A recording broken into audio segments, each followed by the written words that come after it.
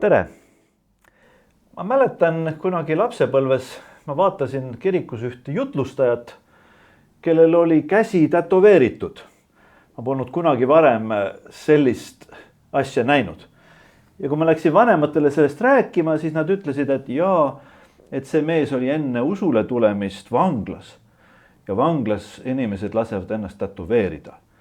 Aga meie, kes me oleme vabaduses ja eriti kristlased, meie seda ei tee, sellepärast et seda ei saa pärast nahalt maha ja see on üldse midagi niisugust, mida meie ei peaks tegema. Täna, kui ma vaatan ringi, siis ma näen, et ka vabaduses ja mitte vabadus, vaid ka kirikus, kristlased, ka noored, tätoveerivad ennast heatahtlikult. Nad leiavad isegi, et nad saavad oma identiteeti sellega määratleda. Ja see tekitab väga palju küsimusi, mis värk sellega siis ikkagi on. Ja täna mul on hea meel vestelda oma naabrinaisega. Ma usun, et me oleme ka sõbrad. Liisi Raam, Tartu Ülikooli dermatoveneroloogia õppejõud, aga nii nagu sa ütled, sa tegelikult oled nahaarst. Ja tahaksingi sinu käest küsida, et kas need asjad, mida minu vanemad kunagi lapsepõlves mulle ütlesid, kas need tänase teadmuse juures üldse kuidagi pädevad või mida peaks ütlema täna, kui ma lapsena sellise küsimusega sinu kui ema juurde tuleksin? Esiteks aitäh kutsumast, mul on suur rõõm siin olla. See väljakutse tekitas väga palju põnevust, ma vaatan hoopis teistmoodi inimeste tätoveeringuid nüüd. Ma süvenen palju rohkem, mõtlen, mis lugu seal taga on, et tegelikult see on väga põnev teema. Aga mis lugu nendega on, et alustame üldse sellest, et mis asi see tätoveering on. Ma arvan, et alustame sellest. Et see sõna tätoveering tuleb hoopis polüneesiakeelsest sõnast tatau, mis tähendab märgi püsiva märgi löömist nahale. Ja tätoveering tähendabki seda, et püsivat siis märgistust nahal. Ja kuidas seda tehakse niimoodi, et süstitakse siis mingit värvainet naha keskmisesse kihti. Ja miks just keskmisesse on see, et kui me pindmisesse kihti paneks, siis naharakud uuenevad seal kogu aeg ja see lihtsalt kiiresti haihtuks ära, aga keskmises kihis sinna see jääb ära, see sealt kuhugi ei kao, mingil määral läheb lümfisõlmedesse ja vere kaudu võib-olla kuhugi mujale, aga sinna keskmisesse kihti see jääb. Ja miks me seda teeme?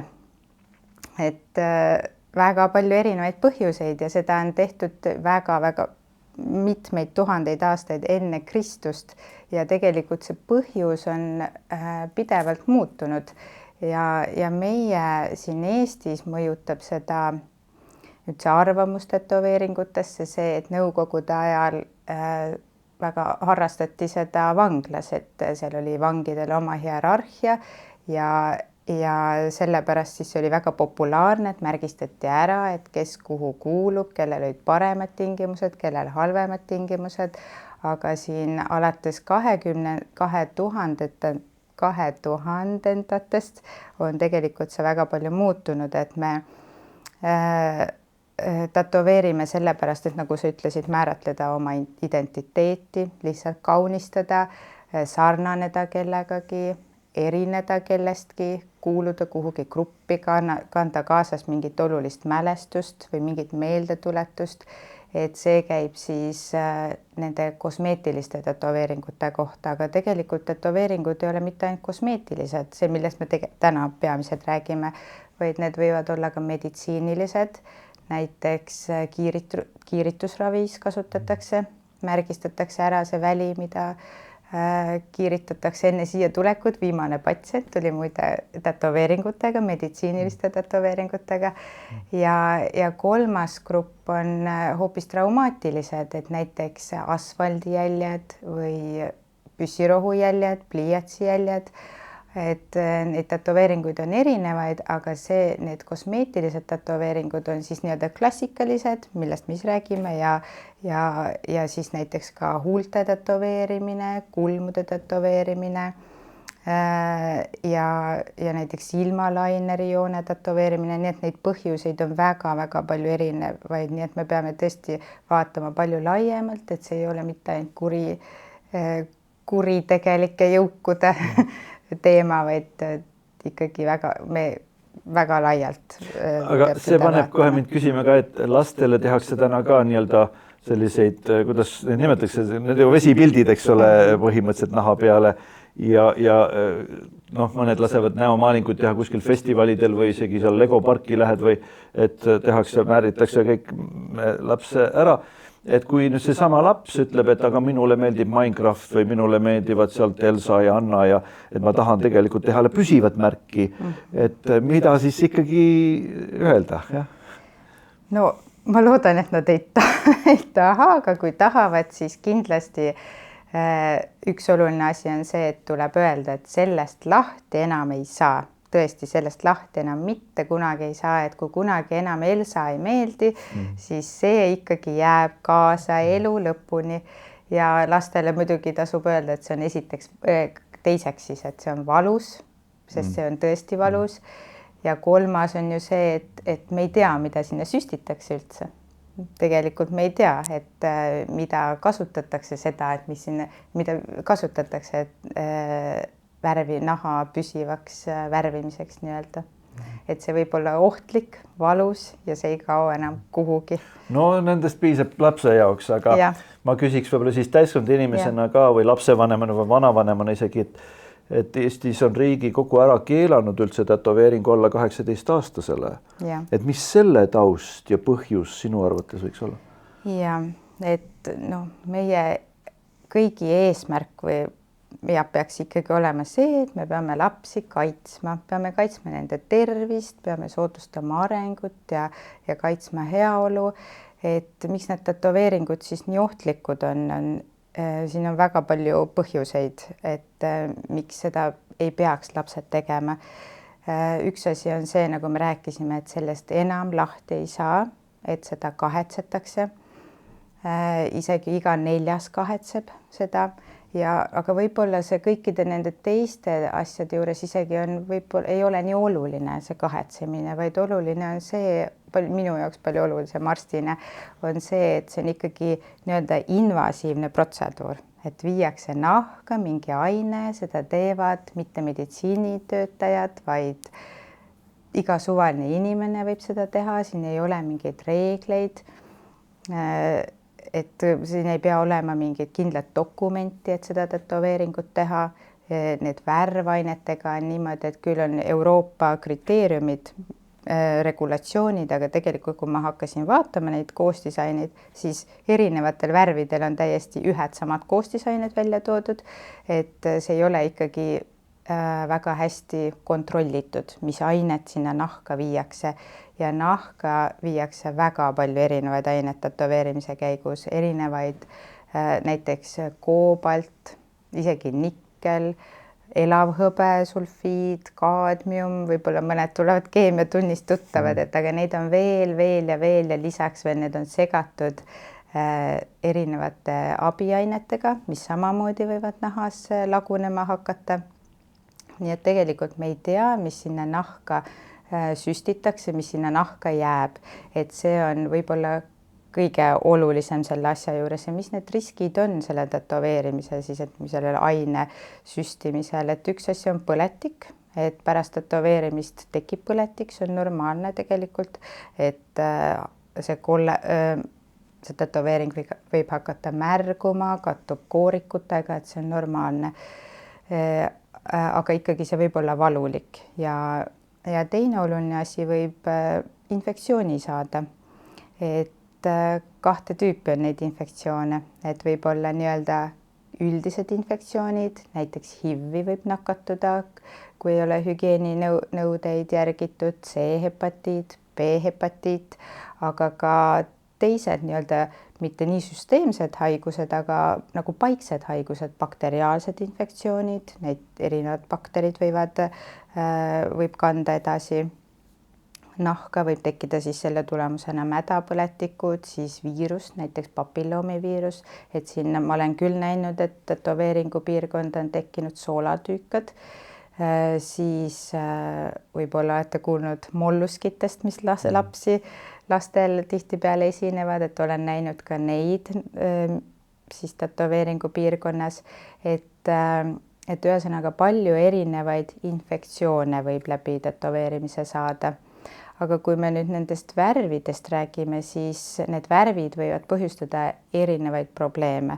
Et näiteks meil võib tekkida allergia sellele ainele, mis siis sinna nahka on süstitud ja millest enam lahti ei saa, ja erinevaid muid reaktsioone, et meie immuunsüsteem võib üks hetk arvata, et see asi, mis sinna nahka on süstitud, et see on midagi, mille vastu peab võitlema, mida ei tohiks seal olla, ja siis tekib sinna piirkonda üks põletik ja see on üks igavene ravi pärast seda, sest tegelikult me seda pigmenti mitte millegi muuga kui lihtsalt väljalõikamisega täiesti eemaldada ei saa.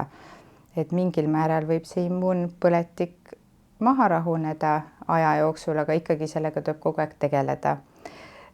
Siis on näidatud, nagu ma enne ütlesin, et see pigment võib liikuda edasi lümfisõlmedesse, et seal naha keskmises kihis on sellised rakud, mis õgivad selle pigmendi sisse, viivad lümfisõlmedesse ja lümfiteede kaudu ka mujale organismi võib viia või siis vere kaudu mujale organismi, ja on näidatud, et nendel inimestel, kellel on suurem kui peopesa suurune tätoveering, et neil on suurem risk ka lümfoomi haigestuda, mis on lümfivähk, kui niimoodi lihtsas keeles öelda, ja ka pahaloomulisi nahakasvajaid on rohkem, melanoomi, lamerakulist vähki on neil näidatud rohkem siis tätoveeritutel. Ja kui me juba nahamoodustistest rääkisime, siis nahaarstina ma ütlen, minul on väga keeruline jälgida nahka, mis on tätoveeritud, nahamoodustisi siis nendel patsientidel, kellel on tätoveeringud, et kuigi praegu on tõesti ikkagi selline vaikiv kokkulepe, et sünnimärk ei tätoveerita, siis ma olen küll näinud, et on täiesti üle tätoveeritud, et neid on väga keeruline jälgida. Ja mis veel siin mul meelde tuleb, et on ka see arm, muidugi arm võib jääda, ja kellel haavad halvasti paranevad, võivad tekkida täiesti sellised kõrged, koledad armid tätoveeringu piirkond, et seda me ju keegi ei taha. Ja ka küsimus on selles, et kui on väga tätoveeritud nahk ja midagi on vaja, mingit suurem operatsioon on vaja läbi elada, et kuidas see nahk üldse paraneb, kus on see imelik värvaine, mille koostist me isegi ei tea. Et see on ka üks küsimus ja ka see, mis on välja toodud, et näiteks kui tätoveering paikneb alaseljal, aga on vaja siis sellist nii-öelda seljasüstiga tuimestust, näiteks sünnitajatel, et siis võib olla arstil väga raske seda õiget kohta leida seal, et kuhu seda süstida. Ja mis mind ka pani veel mõtlema, kui ma selleks ette valmistasin, et me tihti vajame näiteks liigeste uuringuks, magnetuuringut võib-olla, ma arvan, et see on tuttav, eks ju, et seal võib juhtuda niimoodi, et see aine, mis sinna on süstitud, et kuumeneb, et tekivad isegi põletusjäljed võivad tekkida. Et minu arvates see kahetsemine selle sümboli pärast on selle kõige muu kõrval palju, võib-olla ei ole nii oluline isegi, et no sa peaaegu hirmutasid nüüd ära, eks ole, nüüd ma tahaks nagu selle teisele poole ka tulla korraks, aga siiski küsiks veel ühte sellist asja, et see on muidugi natukene sinu ekspertsusest väljas olev selline psühhofüsioloogiline fenomen, aga ma mäletan ühte endist satanisti oma pastoraalses praktikas, kes oli lasknud ka endale vanglas õla peale sellise saatanliku kuju tätoveerida, siis oli Need for Devil. Ja tema tuli kristlikule usule ja kõik loobus kõik sellest satanistlikust praktikast, aga ta ütles, et ta tunneb, et see seob teda tegelikult seesama märk, mis tema õla peal on, et ta ei ole sellest vaimselt vaba.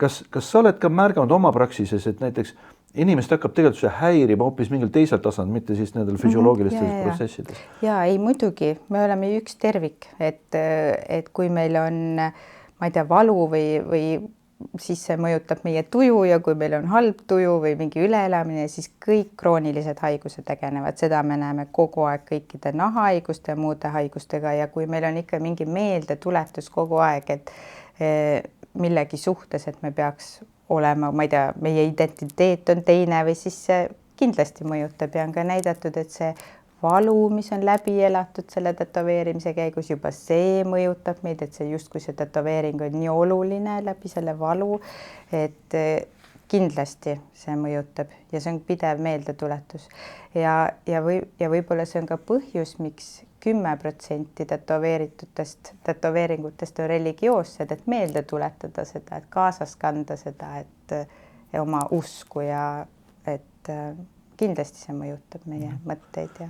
Ma tahaks nüüd siit selle juurest ka astuda veel ühe sammu ja ma ise tabasin ennast sealt mõttelt, et tätoveering on ikkagi nagu natukene kergem asi kui ümberlõikamine juutidel ja ka moslemitel on, eks ole, et see on väga invasiivne ja seda tehakse lapsele, kes üldse ei otsusta seda ka. Et ta lihtsalt lõigatakse ümber ja ma tulin just Aafrikast, kus päris kultuuris on seal ka lausa naiste ümberlõikamine ja seda teevad naised naistele põlvest põlve nagu edasi. Et ja ma ei oska seda küsimust öelda, et võib-olla tätoveering ei olegi nii hull. See on üks kunstiliik, ütleme niimoodi ja laseme sellele elada, sest on veel hullemaid asju. Või kuidas sa seda kommenteeriks? No õnneks Eestis me väga palju ei pea sellega kokku puutuma ja eriti nahaarstina ma ei pea ümberlõikamisega kokku puutuma, aga kumb siis õudsam on, et ühel puhul tegelikult tõenäoliselt, mis seal ümberlõikamise taga on ikkagi see, et kunagi ma arvan, et arstina selline hügieeni eesmärk, et kui võib-olla sellised pesutingimused olid halvad, et aga nüüd see on seotud usu ja kultuuriga ja traditsioonidega, aga ümberlõikamisega ei viida midagi ohtlikku organismi, et sellel ei ole nagu tagantjärele riske tegelikult tüsistusi, vaid vastupidi, et sellel on, et pigem preventiivne. On preventiivne täpselt. See on küll õige tähelepanek, et ta pigem hoiab ära võib-olla midagi kui. Aga nüüd jälle, kui meid kuulab mõni noor inimene, ta ütleb, et tegelikult minul või siis mu sõpruskonnas on ja ma tahaksin olla hooliv, ma tahaksin olla vastutustundlik ja ometi ma kaalun seda, et mida ta siis võiks kaalukaussidele enda jaoks panna? No kõige olulisem on see, et kui mõelda, et kas selleks ollakse valmis, et sellel on mingid tagajärjed, võivad olla tervisele tagajärjed. Arstina ma tõesti, ma näen erinevaid tüsistusi, et erinevad põletikud, armid, erinevad probleemid, et kas ollakse valmis sellega tegelema ja kui kunagi enam üldse ei taha, et läbi mõelda, et kas on ka raha, et seda eemaldada mingil määral, kuigi täiesti seda värvi mitte kunagi eemaldada ei saa nahast, ainult siis, kui välja lõigata. Et kas selleks ollakse valmis, see on arstina minu arvates kõige olulisem ja kui kõigeks nendeks võimalikeks tüsistusteks ollakse valmis, et siis tuleb valida endale see õige, mida tahetakse eluaeg kaasas kanda ja mida tahetakse kogu aeg näha ja mis on midagi, mis jääb selle inimese oma osaks, eks ju. Et see sümbol välja valida ja vot siis tuleb üks keeruline ülesanne, et see usaldusväärne tätoveerija leida. Ma siin selleks tänaseks kohtumiseks ette valmistades otsisin, et kuidas siis nagu läheneda. Et tegelikult see on väga keeruline. Ma arvan, et see info levib suust suhu või siis sotsiaalmeedia kaudu, aga tegelikult kas seal järgitakse hügieeni reegleid, et mis värve seal kasutatakse. Ma arvan, et tavainimene ei oska minna hindama, mis seal koostises on ja kas see on õige. See on päris keeruline. Ja ma tooks veel ühe aspekti, see natuke sotsiaalse surve moment, et ma tean inimesi, kellele sünnipäevaks on kingitud tätoveering, et kõik sõbrad ütlevad, nüüd lähme, eks ole, ta on teatud mõttes nagu üksi selle juures. Või siis teiselt poolt ka, miks mitte, et keegi tahab teha, aga kõik teised, ka pereliikmed ja ütlevad, et ära seda teed. Et jah, kuidas seda noort inimest aidata selle kõige keskel? No, ma arvan, et tõesti selle tuleb lihtsalt läbi rääkida, ise rahulikult mõelda ja siis enda jaoks ikkagi, see on tema enda jaoks, mitte kellegi teise jaoks, et ikkagi ennast esikohale seada ja otsustada ikkagi enda tunnete ja arvamuse põhjal. Ma võib-olla veel küsiks seda, et nimetasid ka seda nii-öelda eemaldamist et kas sa oled oma arstipraksises kohanud ka inimesi, kes on siis püüdnud seda eemaldada ja milline see tulemus siis tegelikult visuaalses mõttes vähemalt on? Et neid eemaldamismeetodeid ei ole väga palju, on väljalõikamine, et seda saaks kasutada ainult väikeste tätoveeringute puhul, aga siis jääb kindlasti arm, kindlasti me asendame ühe asja teisega. Siis on laserravi, see tähendab seda, et hästi tugeva jõuga nagu purustatakse see pigment ära, ta läheb hästi väikesteks osakesteks ja need osakesed siis liiguvad lümfiteedesse mingil määral, viiakse sealt ära nahast, aga kindlasti sinna nahka jääb ikka seda pigmenti mingil määral. Et nad on nii väiksed, et neid ei pruugi hästi näha, aga mingi pigmendi muutus kindlasti jääb niimoodi, et jäljetult seda eemaldada ei saa. Nii palju, kui ma olen näinud, siis on ikkagi mingid, isegi selle tätoveeringu jäljed jäävad, sest et on näidatud ka seda, et professionaalsed tätoveerijad tätoveerivad ikka sügavamalt kui amatöörid. Nii et need professionaalsete tätoveerijate töid on veelgi raskem eemaldada. Ja kolmas meetod, siis üks oli see kirurgiline eemaldamine, teine oli laserravi ja kolmas on selline mahalihvimine, lihtsalt mahalihvimine, et see jätab kindlasti ka jälje. Nii et kõige rohkem tegelikult, mida kasutatakse, on laserravi, aga siin tuleb arvestada, et see on päris kulukas, et näiteks kui on 5 sentimeetrine tätoveering, siis üks protseduur on erinevates kliinikutes on muidugi erinev, et umbes 200 eurot praegu ja kulub 6-8 protseduuri, et see on esiteks päris kulukas. Ja küsimus on ka selles praegu, et mis osakesed üldse tekivad, et kas need osakesed, milleks see aine laguneb, et võib-olla see on veel ohtlikum kui see, mis ta seal stabiilselt on. Nii et tegelikult seda hästi palju uuritakse praegu. Et see on aktuaalne teema, sest tätoveerimine on ju viimastel paarikümnel aastal väga kiiresti levima hakanud, et isegi siin Ameerikas on teatud vanusegrupis isegi 45% inimestest tätoveeritud. Et aktuaalne teema. Seda vestlust kokkuvõttes kindlasti ei saa ma küsida seda, et kuhu siis see kultuur liigub meil, aga võib-olla ma küsiksin niimoodi sinu käest, sina justkui nahaarst ja spetsialist selles mõttes, et kuhu oleks tervislik liikuda sellise kultuuri hoovusega, kus see kasvab ja mis oleksid sinu kui siis arsti soovitused hästi suures plaanis, nagu et kui üha rohkem neid inimesi ütlevad, aga miks mitte ja me lähme teeme? No seda nüüd siin paari viimase päeva jooksul nagu süvendatult läbi töötades seda materjali, siis ma tõesti kõige olulisem soovitus või parem soovitus on see, et jätta üldse tegemata ja et see on minu soovitus ja sellepärast ma vaatasin, et keskkooliklassides ju tegeletakse sellise preventiivse programmiga. 11. klassis käivatele lastele räägitakse, et mis on ohud, et just see vanuseklass on kõige paremini mõjutavam, et selle eesmärk ongi see, et ära hoida tätoveerimist. Et mina nahaarstina ütlen, et pigem jätta tegemata. Liisi, suur tänu sulle ja ma usun, et see on olnud väga informatiivne, aga kindlasti provokatiivne ka. Ja kui sa nüüd vaatad seda või sa oled grupis, kes te vaatate seda, siis just nüüd tasub võib-olla peatuda ja mõelda, mida mina isiklikult või mida sina isiklikult sellest arvad ja mida te siis üheskoos võite selle juurest tuletada. Nii et head arutelu!